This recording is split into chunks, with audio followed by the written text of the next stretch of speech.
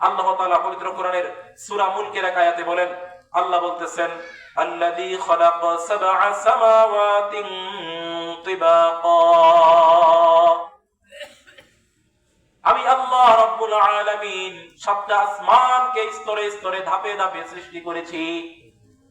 মা তারা ফি খালকির রহমানি মিন তাফাউত, হে দুনিয়ার মানুষ তোমরা তাকায়া দেখো আমি আল্লাহর সৃষ্টির মধ্যে তোমরা কোনো ভুল বের করতে পারো কিনা। ফারজি'ল বাসারা হাল তারা মিন ফুতুর, তোমরা ভালো করে তাকাও, বারবার তাকাও, দেখো তোমরা আমি আল্লাহর সৃষ্টির মধ্যে কোনো ভুল ধরতে পারো কিনা। আল্লাহ তাআলা আবার দুনিয়ার মানুষকে ডাক দিয়া বলতেছেন, সুম্মা রুজি'ল বাসারা কাররাতাইনি ইয়ানকালিব ইলাইকাল বাসারু খাসিআন ওয়া হুয়া হাসীর,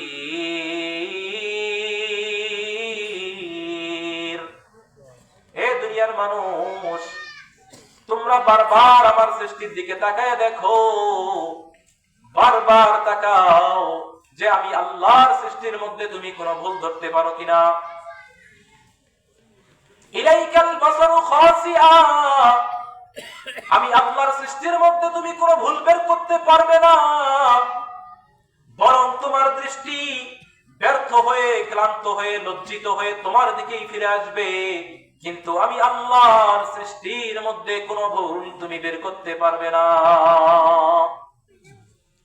আল্লাহর এক বান্দা দরবেশ আল্লাহর পবিত্র কোরআনের এই আয়াতটা পাঠ করতেছেন আর রাস্তা দিয়ে হেঁটে যাচ্ছেন, যে আল্লাহ তাআলা পবিত্র কোরআনে বলেছেন যে আল্লাহর সৃষ্টির মধ্যে কোনো ভুল নাই, কোনো খুঁত নাই, আল্লাহর সৃষ্টির মধ্যে কোনো খুঁত নাই।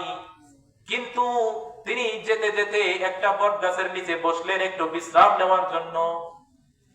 বটগাছের নিচে বসে তিনি বটগাছের উপরের দিকে তাকায়, আর পাশে ছিল কিছু লাউ কুমড়ার কদুর গাছ, সেখানেও তিনি তাকায় আর ভাবে আর গবেষণা করে যে আল্লাহ বলেছেন আল্লাহর সৃষ্টির মধ্যে কোনো খুঁত নাই, কিন্তু আমি দেখতে পাচ্ছি আল্লাহর সৃষ্টির মধ্যে একটা ভুল। কি এমন ভুল যে আমি দেখতে পাচ্ছি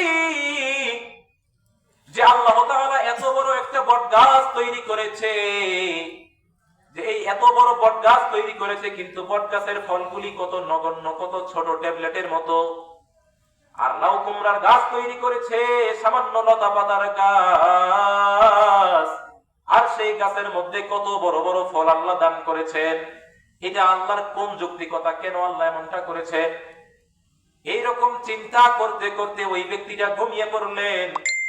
হঠাৎ করে ঘুমের মাঝখানে একটা দমকা হাওয়া বয়ে গেল, আর ওই হাওয়ার সঙ্গে বটগাছ থেকে একটা ছোট্ট বটফল ছিটকে এসে তার নাকের উপরে পড়ল, আর সঙ্গে সঙ্গে তার নিদ্রা ভেঙে গেল। নিদ্রা ভেঙে যাওয়ার সঙ্গে সঙ্গে সে তার মালিকের সামনে সিজদায় লুটিয়ে পড়েছেন, আর সিজদায় লুটিয়ে পড়ে তার মালিকের শুকরিয়া আদায় করতেছেন যে মালিক, আমার যুক্তির মধ্যে ভুল, তোমার সৃষ্টির মধ্যে কোনো ভুল নাই। তার কারণ হলো একটা বটগাছ, বটগাছের ছায়া বড় আরামদায়ক ছায়া, এখানে দুনিয়ার মানুষ এসে বিশ্রাম নিবে, দুনিয়ার মানুষ এসে বসে থাকবে।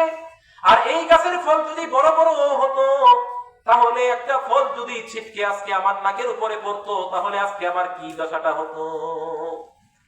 আর তোমার সৃষ্টি এত সুন্দর যে তুমি বটগাছের মধ্যে ছোট ছোট ফল দিয়েছো, যাতে তোমার বান্দাগুলি এখানে যখন বিশ্রামের জন্য আসবে, তোমার বান্দাদের যেন কোনো বিঘ্নতা না ঘটে, কোনো রকমের কোনো সমস্যা না হয়।